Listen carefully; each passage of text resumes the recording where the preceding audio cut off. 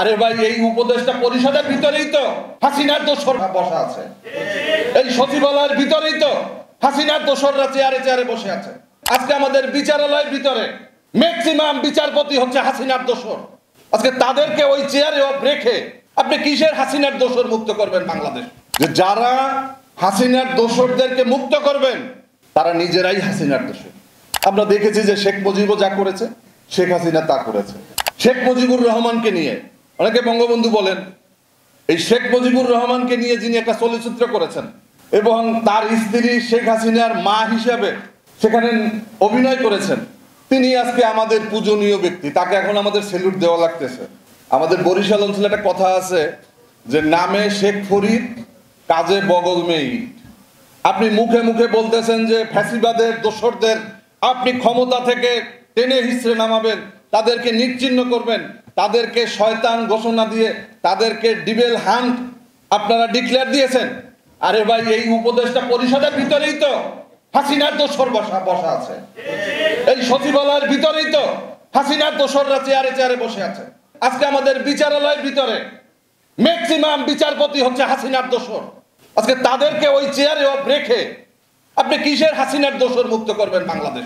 যার কারণে বলতে চাই যে যারা হাসিনার দোসরদেরকে মুক্ত করবেন তারা নিজেরাই হাসিনার দোসর। অনেকে, সবাই না। এজন্য আমরা ভেবেছিলাম যে এই সরকার গঠনের ক্ষেত্রে যারা বিগত 17টি বছর হামলা মামলা নির্যাতন নিপীড়নের মধ্য দিয়ে বেড়ে উঠেছে, সেই সমস্ত অভিজ্ঞ এবং মেরুদণ্ডওয়ালা কিছু মানুষদেরকে নিয়ে তারপরে এই উপদেষ্টা পরিষদ গঠন করা হবে। যারা সাহস যাদের ছিল, যাদের কর্মঠ ছিল, যাদের অভিজ্ঞতা আছে, এই সমস্ত ব্যক্তিদেরকে নিয়ে তারপর উপদেষ্টা পরিষদ গঠন করা দরকার ছিল।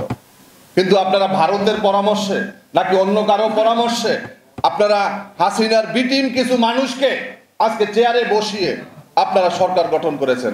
এখন এই সরকার দিয়ে হাসিনার দোসর কিভাবে মুক্ত হবে?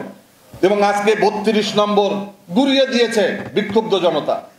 এতেই প্রমাণিত হয় যে বিগত 17টি বছর শেখ হাসিনা বাংলাদেশের মানুষের উপরে কতটা জবরদখল, কতটা শোষণ চালিয়েছে, কতটা নিপীড়ন চালিয়েছে, কতটা নির্যাতন করেছে।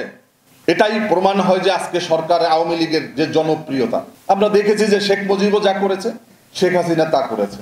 শেখ মুজিব 3.5 বছর ক্ষমতায় থেকে তিনি লালগোলা দাবিয়ে দিয়েছিলেন, রক্ষী বাহিনী বানিয়েছিলেন। পরে এমন অবস্থা করলেন যে তাকে এক নেতার এক দেশ তাকে বানাতে হবে।